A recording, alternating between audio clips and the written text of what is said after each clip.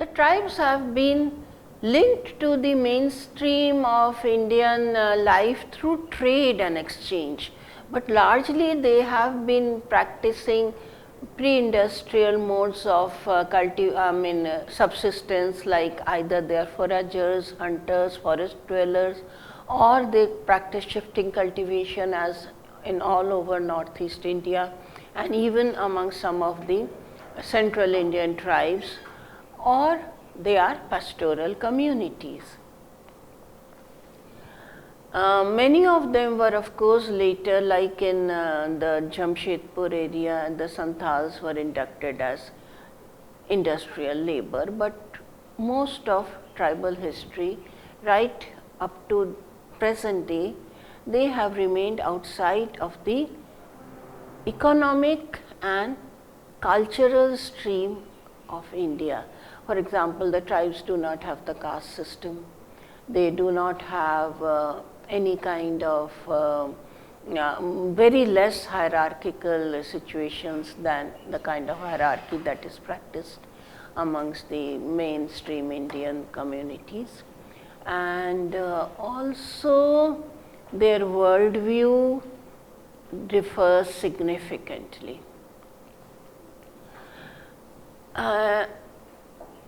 In present day terms of governance, all these people who are considered by the central power elites as marginal people, marginal to the main heartland of Indian civilization, have been termed as scheduled tribes and as having special needs, both social and economic in nature. So, we have a kind of administrative category called tribe, who are known as scheduled tribes, as well we have a cultural and ethnic category called tribes.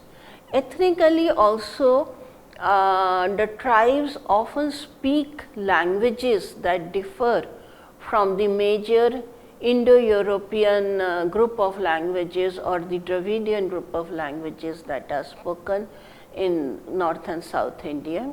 Although, for example, the Austroasiatic and the Sino-Tibetan group of languages are also spoken amongst the tribes.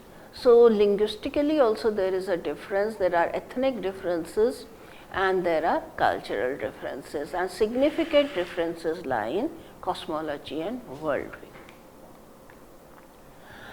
But this is how they are recognized from the outside. From the outside, from the part of the central or the elite people, the power holders, the mainstream Indians, they are considered as marginal people. They are considered as out of the civilization people. But from the point of view of the tribes, they never identified themselves like that. They never identified themselves as anything inferior or anything marginal or anything that was outside of any kind of mainstream. For them, they were the center of the world. The name that each tribe has for itself often is just the name that you have for the human. So, if they call themselves Ho, Ho is the word that they use for human. They were, all of them considered that they were created directly by their creator, they are the center of their universe, and they have also a nature centric cosmology in which this universe comprises of extensive social and cultural relations with their environment.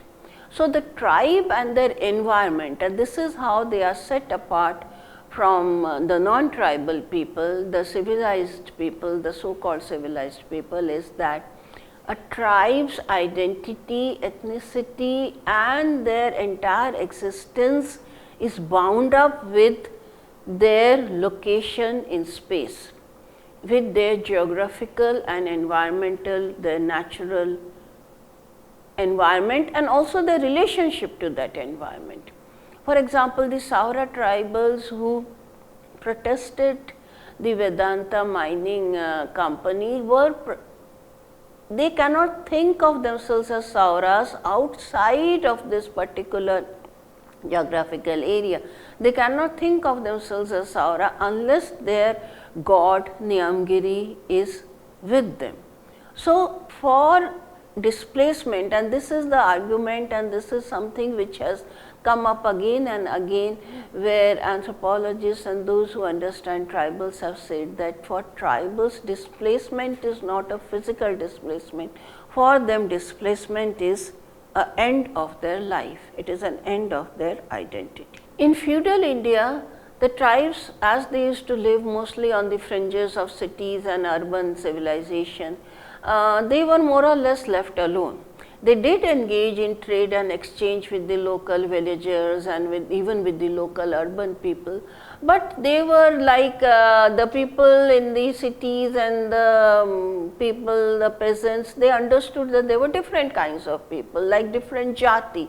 They were the Vanjatis, they were the Adivasi. The Adivasi term is a political term, but in the local cultural context, different jatis. So, there were the jatis that occupied the forest, there were the jatis that occupied mountains, they lived in a different way and they had different products, and these products were very important in terms of exchange. Like even the Bhotia tribals of Uttarakhand, they had a continuous relationship of exchange with the plains people, and even today they keep coming down in these winter months to the lower altitude settlements in order to have exchange with the local traders. Then there was also kind of a military dependency, especially in those areas of middle India and northwest India, where there was a lot of feuding and warfare taking place between the local chiefs. The surrounding tribals were often drawn into these fights, and they would act as part of the military support for each chief, so that the chiefs also extended their patronage to these tribes.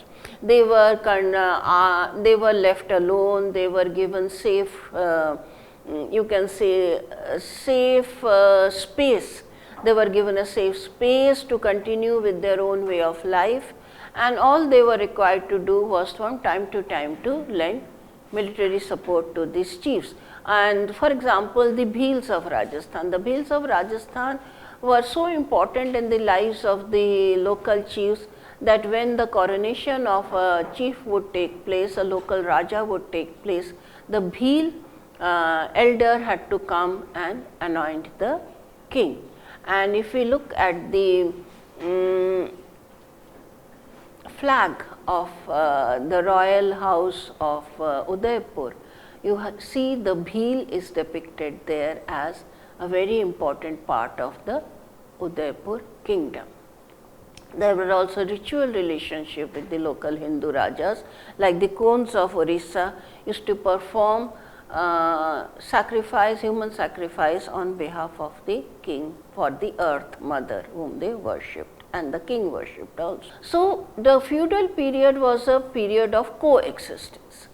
The kings and the local peasants and the urban people went their own lives, own way, and they entered into an exchange relationship with these forest dwelling and otherwise engaged pastoral or nomadic tribals who had goods and services which could be exchanged with the settled urban or peasant Hindus and other communities.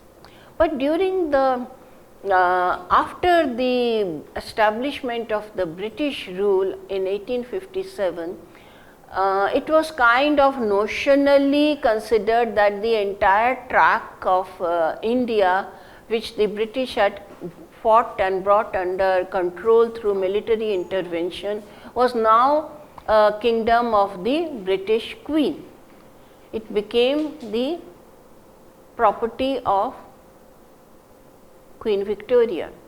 So, now the tribes who had been left alone during the feudal period were now sought to be brought under control of the Britishers, the central government.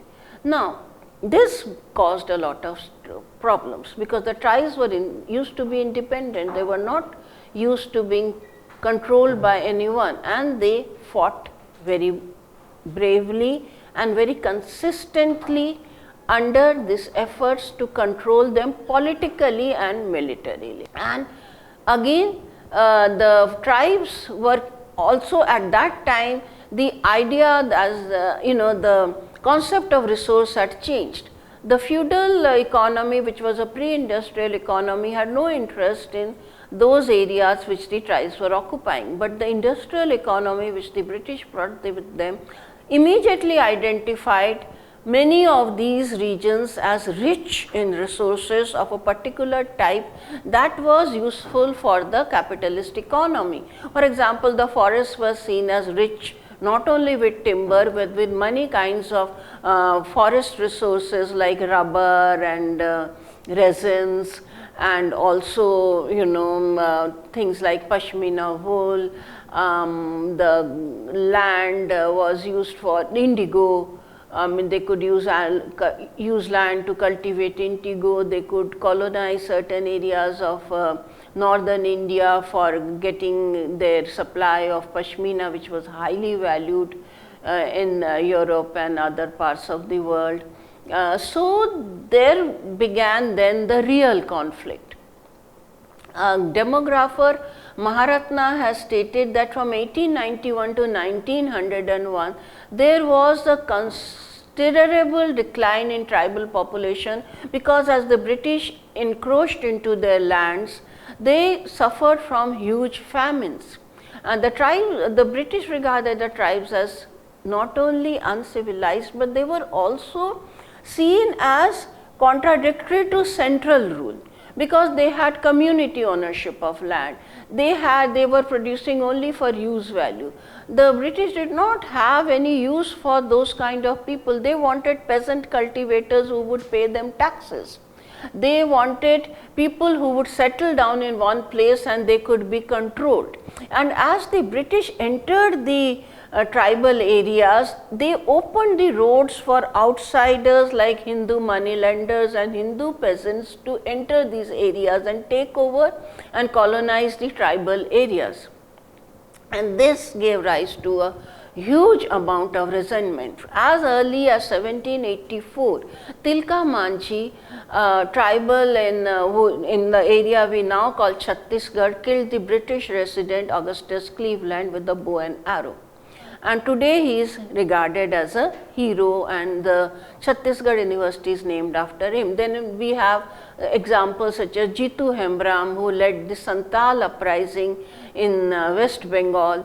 And then also in Rajasthan we have a series of tribal leaders, Govind Guru and others, who consistently, one after the other, they led Kuriya Bhagat, Joria Bhagat, who led the tribes against the British exploitators. Now the British were not exploiting directly, the British were exploiting through the local non-tribals, because the non-tribals were part and they were consistently being brought within the economy, the capitalist economy that was being spread all over India by British administration. And earlier these people, the Hindu peasants or the city people also, they were afraid of the tribes. They didn't want to go into the forest. They thought it was dangerous. The tribes would kill them. They would kill them with bows and arrows. They would poison them or whatever, and they had no need. They said, why should we go into the forest? Why should we go into these remote tribal areas? But once the British administrators established their rule, they were ensured of their safety, because the British were on the side of these urban and peasant people, because they were the taxpayers. They were of benefit to the British. The tribals were not, and they were considered as primitive and lawless by the Britishers. So they, with the support of the British rulers, the non-tribal Hindus, Muslims, Sikhs and others, they included into the tribal areas, causing untold misery to the tribes. Tribal lands were alienated because the tribes did not understand any monetary economy, they could not count, they were not literate, they could not keep accounts. So, the money lenders would fudge up all the accounts and give them 1 rupee and take away all their land in the sake of that 1 rupee, or they would make them into slaves. They were made into bonded labor, and their food base was taken away from them. The agriculturalists took away their land where they used to hunt and forage for food. So, there were acute famines and a huge decline in tribal populations, and the local rulers were also supported by the British, like the Raja of Chota Nagpur. He gave away many villages to the Sikh and Muslim landowners, and these were given for agricultural purposes, and most of the tribes did not practice settled agriculture, though the Santals did, and the Barind revolt was led by the Santhal agriculturalists. But most of them were not, I mean, there was a complete incompatibility between the tribal way of life and the non-tribal way of life, and this was hugely resented because the tribals were first and foremost very independent people. As I said, they were never part of a caste order, they were never used to hierarchy. In their worldview, they were always the center of the universe, they were the most important people, their gods were the most important gods, and they did not understand that how come other people are coming and telling them that they are low in hierarchy, that they are not important. And therefore, we have the famous tribal leader Birsa Munda, whose life has been studied by many anthropologists, and he was part of that powerful Munda tribe, and from 1789 to 1832 we find that there were many uprisings of the Mundas against the British. Then Birsa Munda came up, and there were, of course, he led a huge movement which which anthropologists understand as a revivalistic movement. He created those symbols that the tribals saw as hopes for liberation. He showed the tribals a kind of a utopian vision of freedom from the oppressors, and he wanted to liberate them from the clutches of the Britishers as well as the non-tribals. And today Birsa is regarded, is called as Birsa Bhagwan by the local tribals, by the Mundas and Ho and Oraon tribes of Jharkhand.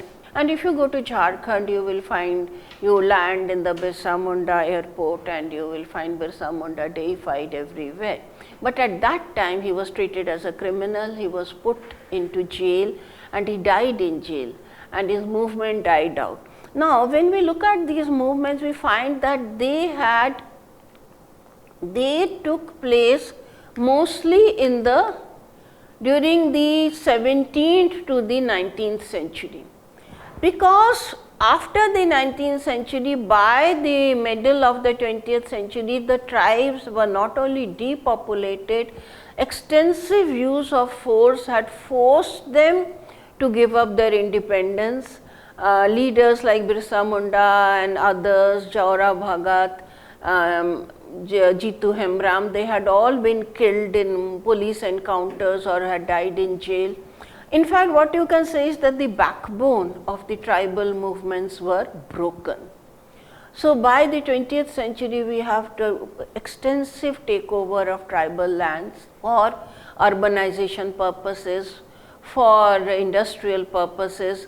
Many of the Santals of the Santhal Parganas were made into industrial labor by the industries that were put up there by various industries, specifically the Jamshedpur, the entire Jamshedpur city was built by the Tatas, and most of the labor was provided by the tribals. Then there was such extensive intrusion into tribal areas by outsiders that most dominant positions of power on those areas were given to the non-tribals. So, whether it was the local administration, the local district magistrates, the collectors, they were all non-tribals, and so they kind of were totally marginalized. But even till today, they have not lost their spirit completely. As we know that even in post-colonial era, the tribes, the contests, the protests that began during the colonial era, when, as Badgil and Gu have referred to them, the tribal areas were like cauldrons of conflict.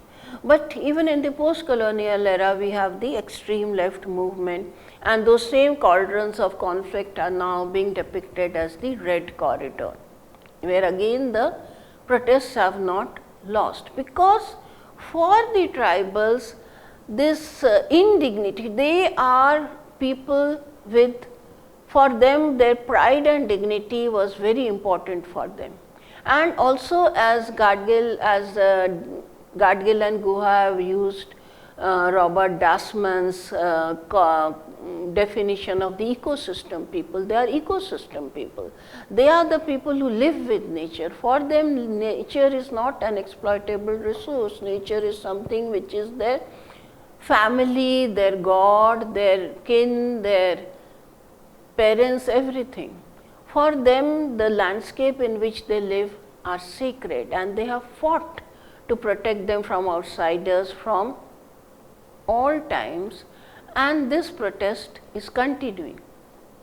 And one of the reasons which now environmentalists are identifying for the environmental disasters that the world is going through today, for the climate change, is the defeat of the environmental people, the defeat of the ecosystem people, the defeat of tribals and indigenous people, not only in India but globally. And so today, and in fact the 20th century, from the time when the tribes lost their power, environmentalists and activists have been actively engaged in giving support to them to continue their protest and to continue their fight for justice and for their rights. And also, as the environmentalists see, it is through these fights that there remains some kind of hope for preservation of the environment. Thank you.